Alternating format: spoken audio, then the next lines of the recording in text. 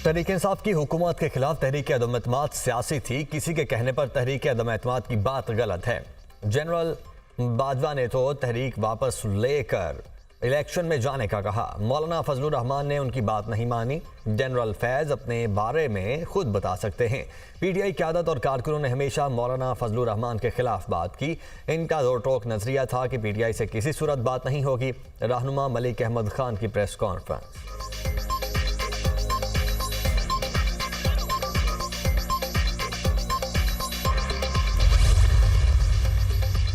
JUI और PTI का मिलाप हुआ, ये बड़ी सियासी तब्दीली है। देखना है जमीयत उलमा इस्लाम और पीटीआई के वर्कर्स अब क्या करेंगे। अदम एतमाद के वोट का सबसे ज्यादा फायदा मौलाना फजलुर रहमान को मिला।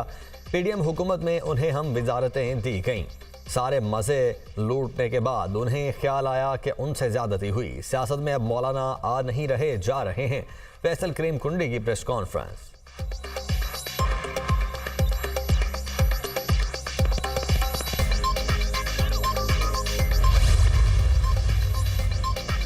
इलेक्शन के बाद सियासी हलचल में इजाफा। मौलाना फजलुर रहमान के सनसनीखेज इंकशाफात। जनरल बाजवा और फैज हमीद ने तमाम जमातों को अदम एतमाद का कहा था। उस वक्त दोनों हमसे राब्ते में थे। फैज हमीद मेरे पास आए और कहा जो करना है सिस्टम के अंदर रहकर करें। अदम एतमाद से इनकार करता तो कहा जाता मैंने बानी पीटीआई को बचाया। मजीद कहा हुकूमत साजी से मुतल्लिक शहबाज शरीफ मेरे पास आए थे। सदर नून लीग को अपोजिशन में बैठने का कहा तो जवाब दिए बगैर चले गए। रियासती इदारों का एहतराम है, लेकिन सियासत में क्यों आते हैं। पार्लियामान नहीं रही, उसकी अहमियत खत्म हो चुकी है। मौलाना फजलुर रहमान का NDTV को इंटरव्यू।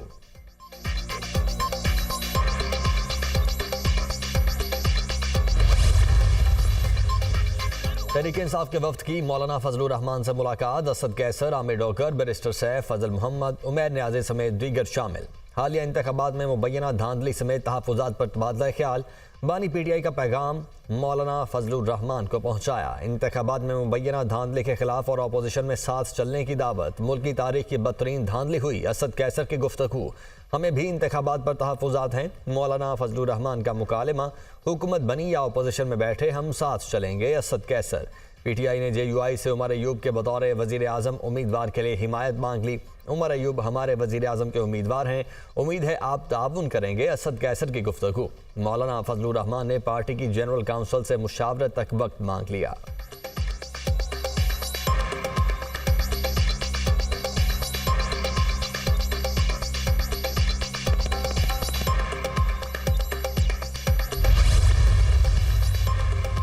इलेक्शन में कामयाब हुआ। 9 फरवरी को नोटिफिकेशन भी जारी हुआ। सलमान अकरम राजा की हैसियत से आरओ के दफ्तर गए। ये काले कोड में समझते हैं जो कुछ करेंगे वो कानून है।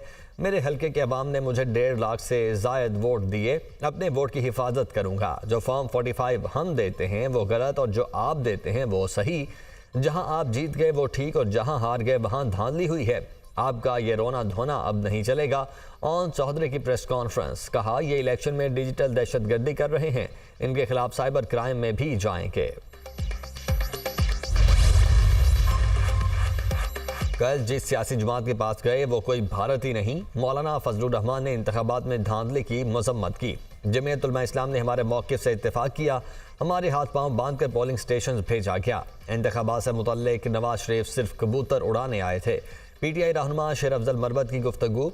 कौम ने हमें मुंतखब किया, आवाम के मैंडेट पर डाका डाला गया, फिर पीडीएम बनाने की कोशिश हो रही है। इनको पता है ये इलेक्शन हार चुके हैं। फॉर्म 45 पर पोलिंग एजेंट्स के दस्तखत भी मौजूद हैं। शुएब शाहीन की मीडिया टॉक।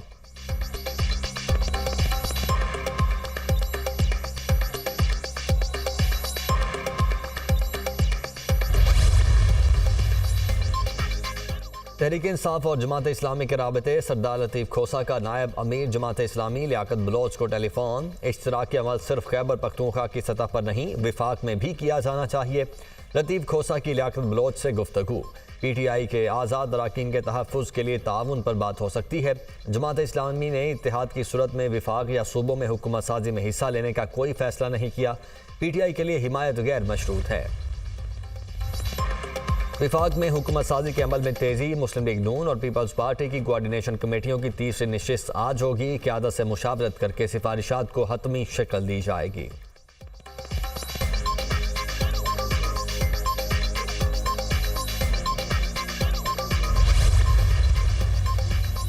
निगरान हुकूमत ने अवाम पर पेट्रोल बम गिरा दिया। पेट्रोलियम मसनूआत की कीमतें बढ़ा दी गईं। पेट्रोल की फी लीटर कीमत में ₹2.73 इजाफा, नई कीमत ₹275.62 मुकर्रर। डीजल की कीमत ₹8.37 इजाफे से ₹287.33 हो गई।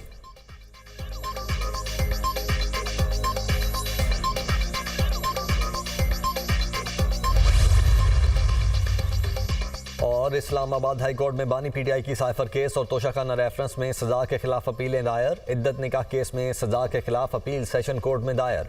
चीफ जस्टिस से अपील है इन दरखास्तों को जल्द समाअत के लिए मुकर्रर करें। वकील लतीफ़ खोसा की गुफ्तगू। शाह महमूद कुरैशी ने भी साइफर केस में सजा के खिलाफ अपील दायर कर दी। इस्लामाबाद हाई कोर्ट से 30 जनवरी का फैसला कलादम करार देने की इस्तदा।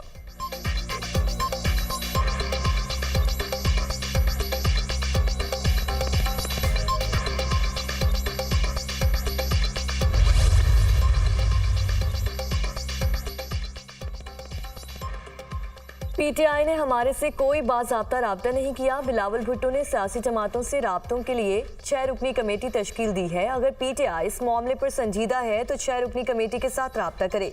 कमेटी इस मुलाकात के बाद पीपी की क़यादत से मुशावरत करेगी।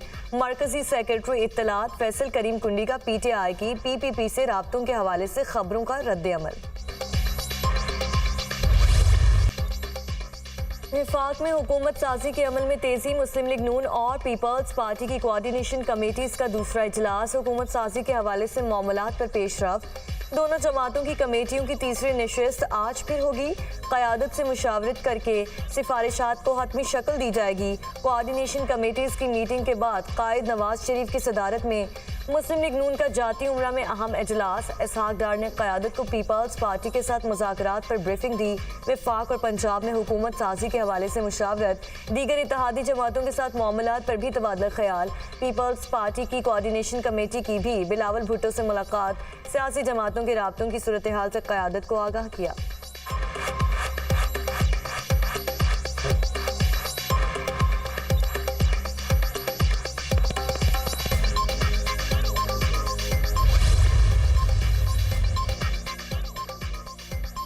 ऐसी सूरत हाल में इंतखाबात हुए जब हालात ठीक नहीं थे। दिफाई इदारों ने जिम्मेदारी ली और किसी हद तक इलेक्शन ठीक हो गए। एस्टेब्लिशमेंट को निशाना बनाना पाकिस्तान के अमन व तहफ़्फ़ुज़ के लिए ठीक नहीं।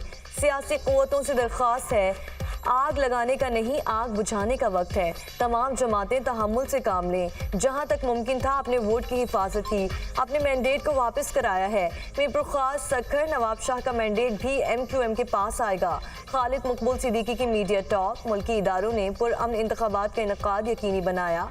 आज जीतने और हारने वाले दोनों इदारों के खिलाफ बोल रहे हैं। बानी पीटीआई को आज़ाद उम्मीदवारों के वोट पड़ गए। बानी पीटीआई के मोहब्बत का वोट होता तो वो तमाम सीटें हासिल करते। मुस्तफा कमाल की गुफ्तगू।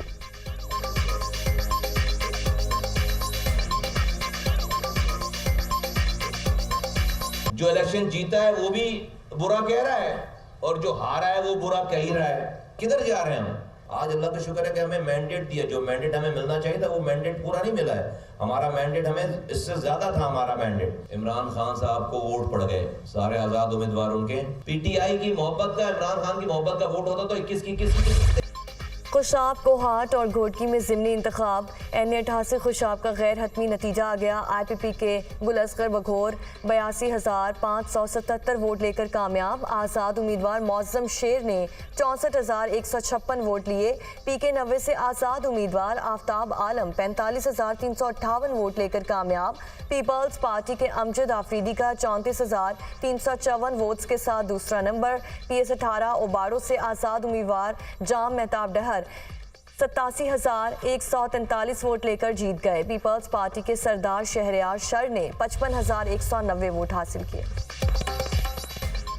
हमारा मकसद बच्चों को तालीम के जरिए बाइख्तियार बनाना और बच्चों के हुकूक का तहफ़्फ़ुज़ करना है। पेंटिंग वॉल के जरिए बच्चों के लिए मायारी तालीम और फलाह बहबूद की मुश्तरका कोशिशों को उजागर किया जाएगा। चाइल्ड प्रोटेक्शन ब्यूरो की जानिब से पेंटिंग वॉल का इफ्तिताह के दौरान चेयरपर्सन सारा अहमद की गुफ्तगू।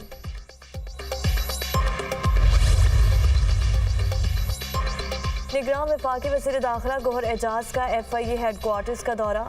चाको चौबंद दस्ते ने सलामी पेश की। वफाकी वजीर के जेर सदारत FIA हुकाम का इजलास, इदारा जाती उमूर पर ब्रीफिंग। गौहर एजाज को तमाम विंग्स की सालाना कारकर्दगी पर रिपोर्ट पेश। FIA का मुल्की सलामती और सिक्योरिटी में इंतहाई अहम किरदार है। वफाकी वजीर दाखिला की गुफ्तगू।